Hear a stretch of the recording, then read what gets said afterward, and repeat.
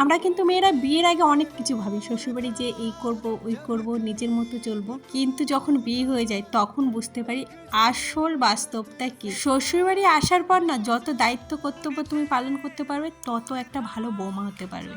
আর তুমি যদি উচিত কথা সবার মুখের পরে বলে দাও, তাহলে তোমার মতো খারাপ বউ বা বৌমা পৃথিবীতে নেই। যত মুখ বুজে থাকবে, যা কাউকে কিছু না বলে যে যা করছে করুক, তুমি তোমার সব দায়িত্বগুলো পালন করবে, তবেই তুমি ভালো বৌমা হতে পারবে। তুমি হাজারো কাজ করো না কেন, কারো চোখে পড়বে না, কিন্তু তুমি 10 মিনিট বসে থাকো, সেটা কিন্তু সবার আগে সবার চোখে ধরা দেবে। যতই শ্বশুরবাড়ির লোক ভালো হোক না কেন, তুমি 2-3 দিন শুয়ে শুয়ে থাকো, দেখো তোমার প্রতি কতটা ভালোবাসা তারা দেখাই। বলছি, যারা বিয়ে করবো ভাবছো তারা কিন্তু বিয়ের পরে এই ভুল ধারণাটা রেখো না যে শ্বশুরবাড়ির লোক তোমাকে এমনি এমনি ভালোবাসবে।